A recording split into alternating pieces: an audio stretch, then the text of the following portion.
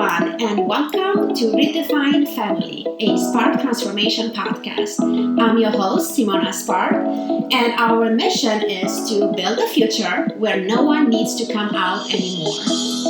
Together, we can create a world where everyone has the right to love, to succeed, to have a family, and to live a full, happy life.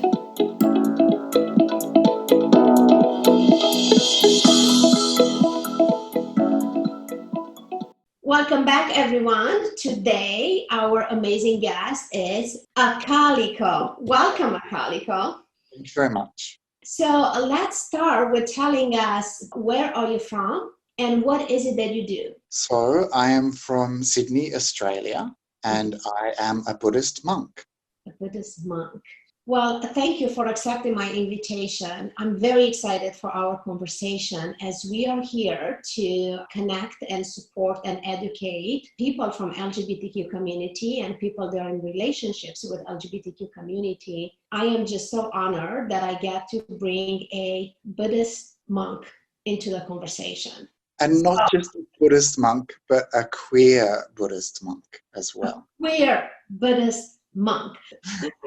Wonderful. So let's go back and let us into your story. What was the age that you realized about yourself that you might not be what people around you want you to believe that you are? So are you talking about being Buddhist or being queer? Let's start with queer. I want to believe that comes first, but if I'm wrong...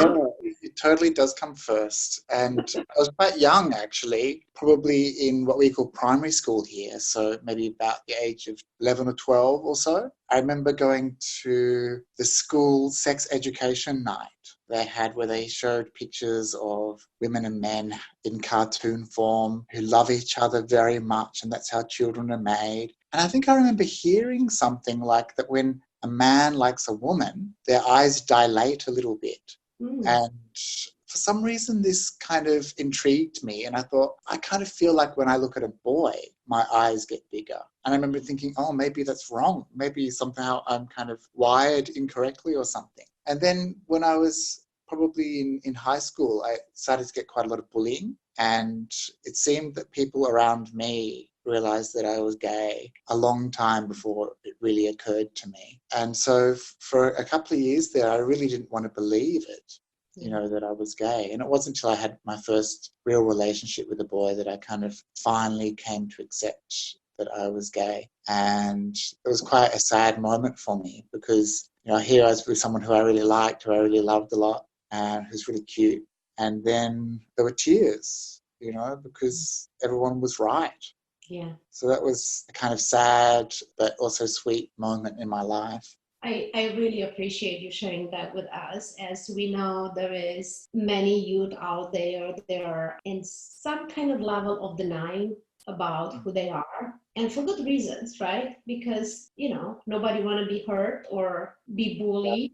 Or be judged or be different or be rejected. I think that's the biggest thing, is this, we all want to belong. Yeah. And for me, certainly throughout my life, the theme of rejection has come up quite a lot, and acceptance is something that I've always hoped for. But I think as a queer guy growing up in the 90s, rejection was the kind of theme that I kind of was on the receiving end a lot. Rejection from social groups, rejection from sports teams, or rejection from usually heterosexual men in various ways, and family and religion. And I really do feel for young people especially, which is why I think, when we talk about coming out stories or we talk about pride and things like that, we should be really careful how we expect people to live up to that in sometimes very unsafe situations. Yes, isn't that right? So you in high school, you go through not such a fun period of time until you get into a point when you accept who you are and sink into that identity and having a relationship with another guy. But even that was secret, Simona. Okay. Why was that? What were you afraid of? Yeah, and it didn't, just accepting my sexuality actually made it more complicated in many ways, because then I was like, well, who am I?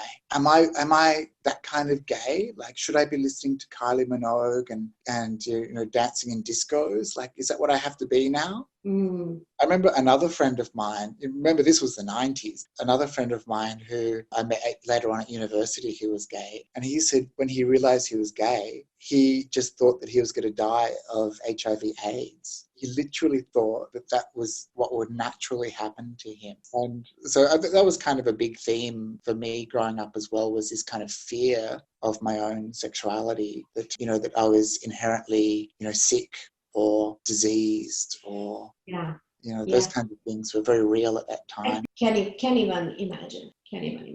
Yeah, it's hard. And I think that's why, as you mentioned, the importance of role models is to show that there's not just one way to be, because there's so many different forms that our community take, and when we're exposed to very few, and messaging from particular groups like religious groups or even mainstream gay groups and things like that, then there's just not enough variety of messages being conveyed. But I think that things are different now.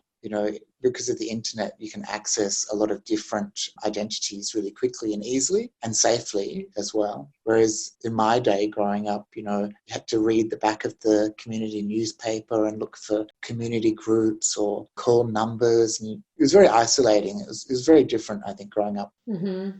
Isolated and in hiding just to stay safe. Yeah. So what was the age when you, or did you ever officially come out to your friends or your family? Thanks for asking that. Yeah, it was difficult for me coming out. And I never really officially came out, as in sat my parents down and had a conversation. As with a lot of queer people, my coming out was at a moment of crises. And that was a fight that I had with my mother. I can't even remember what it was about. And through that, I came to understand that she already knew that I was gay. It wasn't necessarily a positive moment to have that conversation, because we were both angry about something. And I can just remember her saying something like that I should leave the house, that I should just go and hang out with my homosexual friends because that's what I wanted, kind of thing. It wasn't a good time, that conversation for me. And I remember just experiencing the rejection, and also just the idea that she already knew that I was queer, but had never talked to me about it. And that didn't make me feel safe either. And then this idea that, I should sit down and have a proper conversation with it again later, it just wasn't going to be a safe place for me mentally, I think, even though it might have been, but I just didn't want to put myself in that situation. How old were you at that point? I was probably about 16 or 17. Yeah. Mm-hmm. Thank you. And I'm hearing when you say that for you was news that she knew about you, but yet never have a conversation with you about it. Yeah, and I think what they tend to say these days is that if you know that your kid is gay, you shouldn't force them to come out or anything, which is good. It's fair, and that's right. It should be the child coming to you. That's their decision to make. But I think what could have been different, and this is something that people suggest these days, is to open up a space where it's okay to talk about those things. To say, oh, look, if so-and-so came out to their family, if there's anything that you ever want to tell us, just know that you're comfortable, that we'll love you no matter what. And I think those kind of strategies are useful. But that's the kind of literacy that we have today that we just didn't have in those days. Just didn't have any queer friends or family to kind of rely upon. So they were very much alone and without resources. Mm-hmm. It's interesting you said that. I had that experience as a mother with my son. Really? And I set up so many circumstances to making him comfortable to come out, and yet he didn't. And when he did, and I asked him about it, he says, I was not ready. Yeah.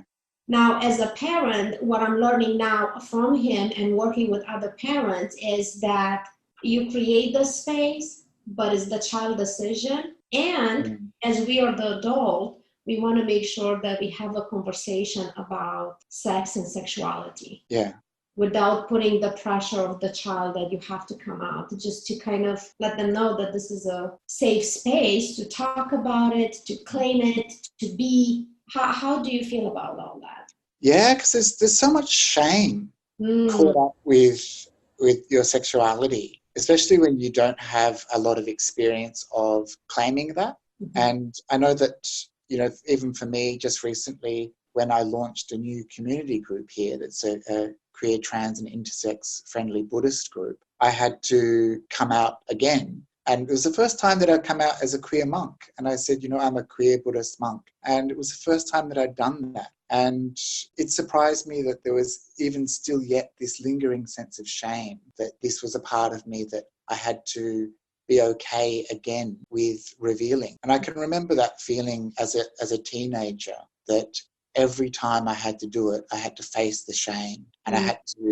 had to be aware that there was a potential for rejection, that there was a potential that I could get hurt, and that people would talk and spread this information. But even mentally, there's this barrier, which is like, is it safe? Is it safe? Yeah. And there's this kind of hurdle within the mind that gets easier, I think, as you kind of do it more. But the first few times I came out to people, it was like walking through concrete, it was really hard work. And yeah, I think that that's something that's not easily understood by people who aren't queer, or who have safe spaces to come out into, because for them, it seems like words. Yeah. But for me then, and other people too, I think it was like the deepest, most secret and most vulnerable part of themselves having to come out through the mouth. And that was not easy. Just saying it wasn't easy. The words themselves are so easy, but the actual act of saying it in the presence of another person was really tough. Yeah, I really appreciate that. And I like that you talk about feeling safe and accepted.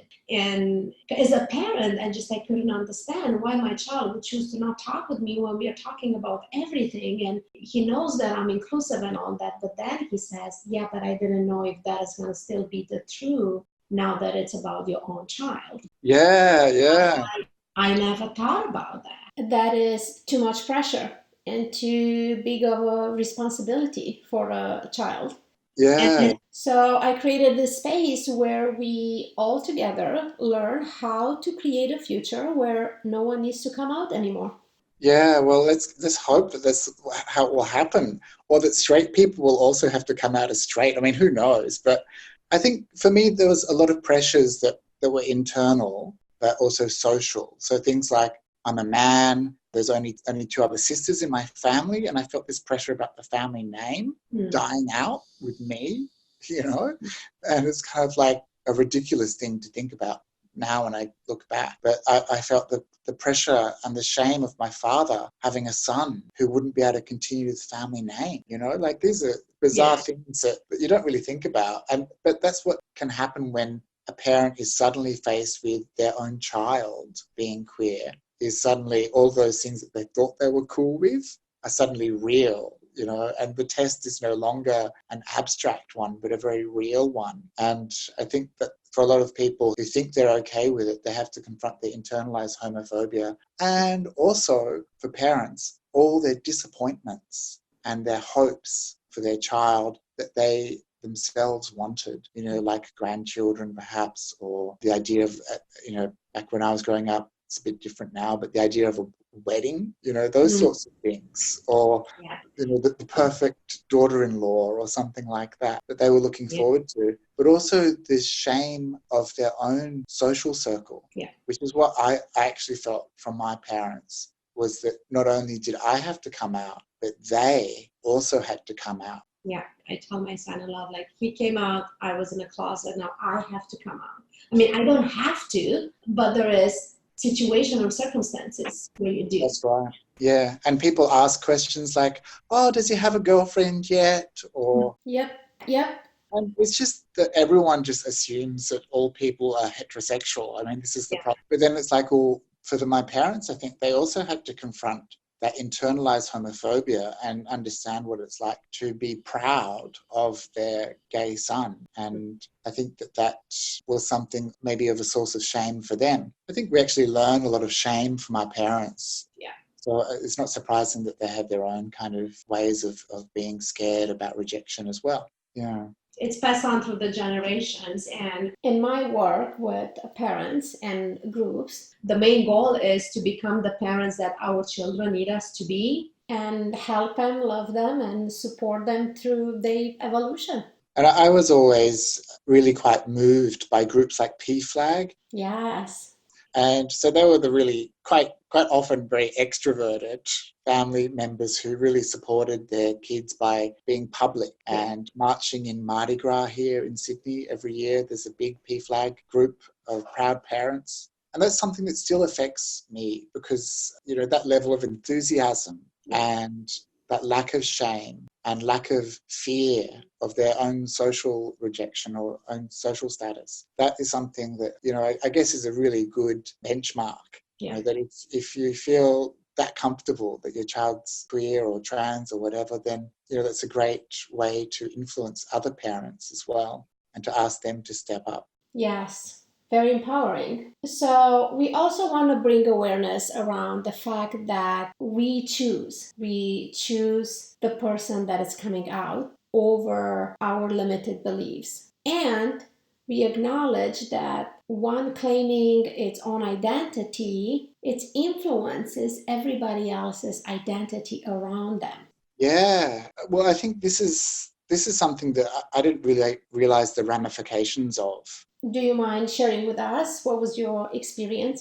Can I talk about two different experiences? Yes, of course. Thank you for sharing. Well, the first point I should mention is that my elder sister is also queer. So she's a lesbian and she's about 3 years older than me. So in my family, there's two. So we've got, one lesbian, one gay, and one straight girl. So we're all out. And we weren't allowed to be out to our grandparents.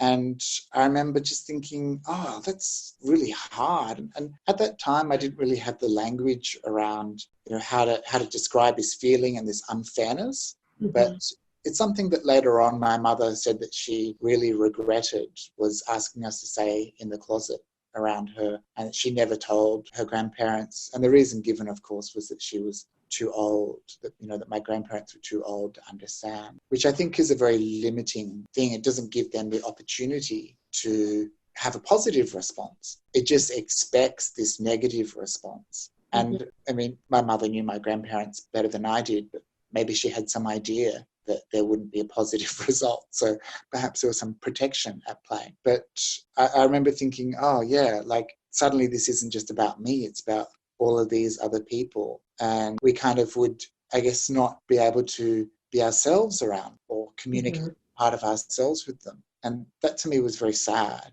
that there was this flow on, I guess, of fear and shame that was rippling through the family. But the second thing I want to talk about was my twin sister. So I have a twin sister who fell in love with a boy whose parents were incredibly homophobic.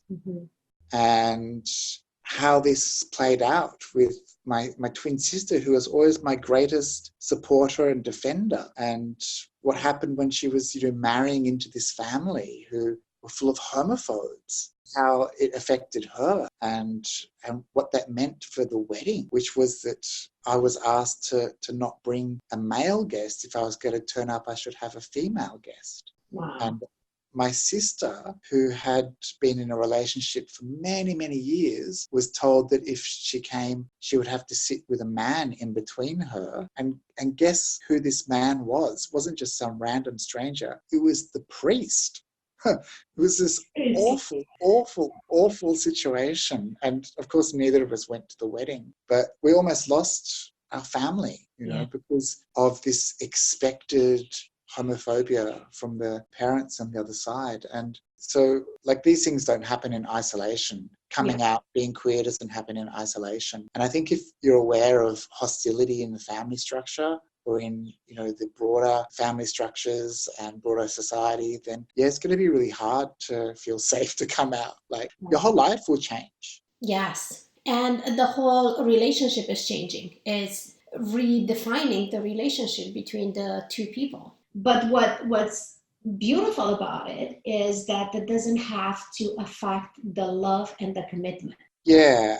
And I think that my own parents had to rediscover that love and acceptance. Because it's very easy to, it's like with a dog, it's very easy to love a dog that does everything it's told, Good children are the kind of children who obey and who fulfill our needs, But, a bad dog's one that kind of misbehaves or doesn't do what you expect. And I think it's kind of similar a little bit with family. Like, people are good if they are just as we want them to be. Yeah.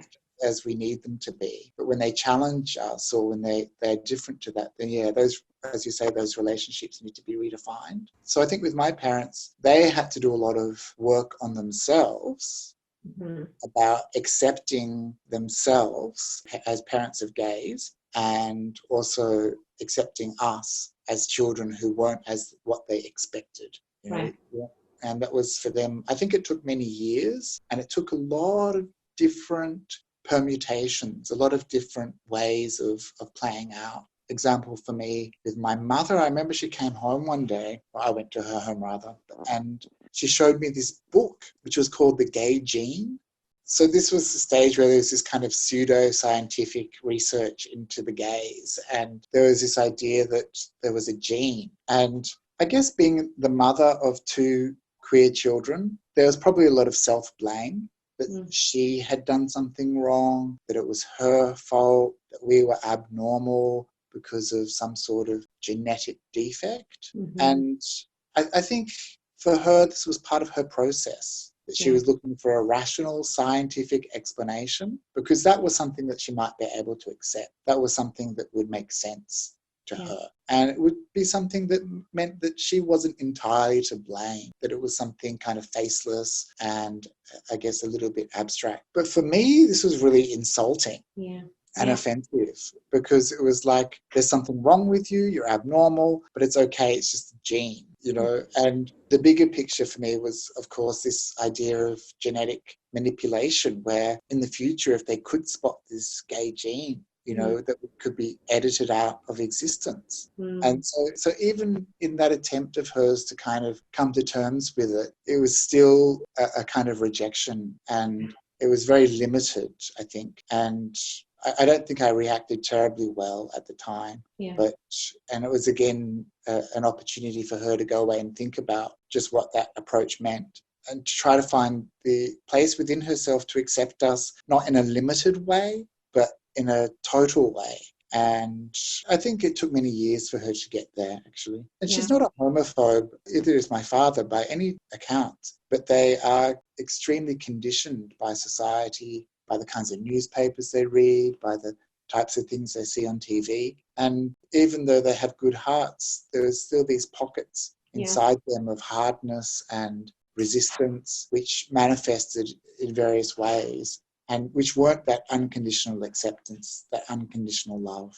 Thank you so much for sharing this with us. And you're right, there is so much conditioning from generations, from society, and so on. Now, there is this theory of children are choosing their parents. And I personally kind of like it because I get to come from a place of I'm called to grow into the parent that my child need me to be, which means that I have to do the inner work that is required to overcome my limiting beliefs, conditioning from my parents, grandparents, society, and so on. What do you think? Yeah, I think that's a very good point. And actually, that's not something that I've thought a lot about. I think in my personal journey, it's always been about my needs and about my value and my worth and I guess my expectations of my parents. But it hasn't really been about, what had brought them to their understanding of things or thinking about their own belief systems, as you say.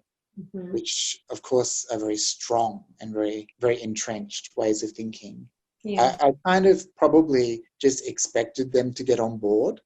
But one thing I have noticed with a lot of queer people, and I'm sure it's the same with trans people and intersex people, is that that feeling of rejection that they experience is something that defines their entire life. Even though we understand, that our parents, and we can forgive them for their belief systems or ways of thinking, it's still something that we carry with us, on a really deep level, I think. And there's got to be I guess from the adults, there's got to be more willingness to look at themselves. Like, it's very hard as a child growing up to have that kind of perspective. I think people have more language around it now, but maybe I'm expecting too much from parents. But they're the ones who are the adults. Absolutely. It's and put on my 9 years old more that I expect from myself. Like, who's the adult in this relationship? Exactly. Yeah. And I think that things have changed a lot. Like I keep on saying, I think there's much more awareness and much more resources available. And I hope that parents are doing this kind of work. I don't really know, but even in the course of my life as a monk, people will refer me to parents who have a child who is gay, and they're just wanting to be okay with it. They're wanting to unlock some of their own prejudices. And they need to go through these stages of examining themselves, questioning themselves, and reconciling it with the love that they do have for their child. So those parents are in a pretty good space already, because they can build that bridge to get back to that space of love for their child. But the really horrible stories are those ones where those parents who had this beautiful child that they loved unconditionally, suddenly they reject them totally, and they eject them from their houses, they cull them from their lives, they cut them off completely. And when you hear those kinds of stories, you understand, even if that's a minority of cases or temporarily the case in some of these situations, that these things really, it's very difficult to come back from that, as a child. And also as a parent, they need to then get over the pride that they had, and to ask their child for forgiveness for that kind of rejection. Yeah. Yes. It takes work and commitment, and it's available for everyone. Now, speaking about being a monk, would you share with us what led you to this career? Yeah, so it's pretty crazy. So I've often said that this isn't the most crazy thing I've done. And these beautiful brown robes, these monk robes that I have, are not the most exciting outfit I've ever worn. But it is an interesting life that I've chosen. And I guess as a young man growing up in high school, I was already aware that religion was against me. I already had this understanding that I was not accepted in church, that maybe I was going to hell, that God thought of me as a sinner. And this is the kind of stuff you are acutely aware of as a child. And so I knew that it wasn't the kind of religion for me. But I was also an incredibly spiritual person.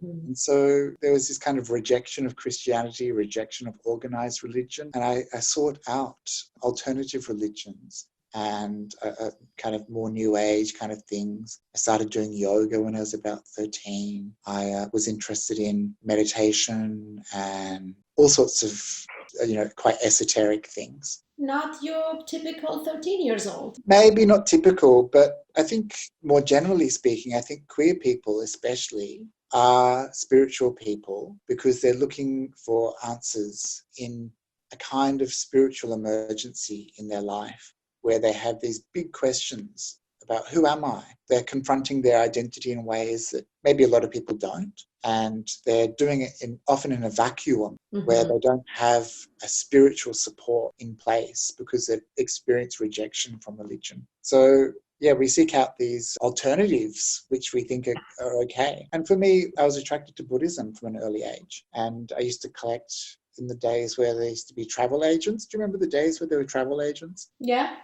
Well, in those days, I'd go to the travel agent and I'd get the magazines on Thailand and Asia, and I'd cut out the images of the Buddhist temples and the Buddhist monks and nuns, and I put them in a little secret hiding spot. And I've still got them, actually, these images that I collected over the years. And it's quite strange, this white boy in the suburbs, with this strong desire for this kind of spiritual life. And then when I was about 19, I did my first meditation retreat. And that's when it all really made sense. That's when I first decided I wanted to become a monk, because I had a really blissful time. And I understood that, wow, there's this whole other dimension to life, to the mind that I had never experienced before and that had been hidden from me. And so once you discover something like that, you don't want to forget it too quickly. And I thought, why don't I become a monk? But then it took me another 20 years to kind of get around to it. And so now I've been a monk for 4 years or so,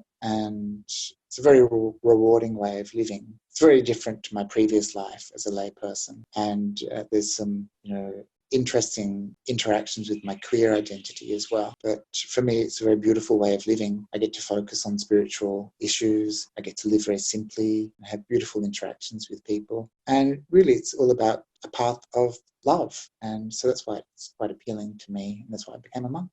So beautiful. Thank you so much for sharing with us and showing to our listeners that whatever your heart is called to, you get to do that, regardless of your sexual orientation or your gender identity. Yeah, that's right. And I think that that's one of the beautiful things about Buddhism and also other religions too, but you don't get to hear that so much, is that really love is never limited. It's boundless, it's infinite, and it's immeasurable. And so this is a kind of goodwill, loving kindness that we try to practice in Buddhism. And it's to all living beings without discrimination. And I never forget meeting a very old Buddhist monk. He was about 103 years old. Oh, wow. And I asked him for some advice, as a young monk. This was in Thailand. And he said, be like the sun. The sun shines on everything without discrimination and gives life and warmth. And he said, don't you miss it when it's not there? Wow, wow. So beautiful. What a powerful way to look at inclusion and looking at things and people without discrimination. So, in closing, what would you say to those parents that might struggle with accepting their queer children?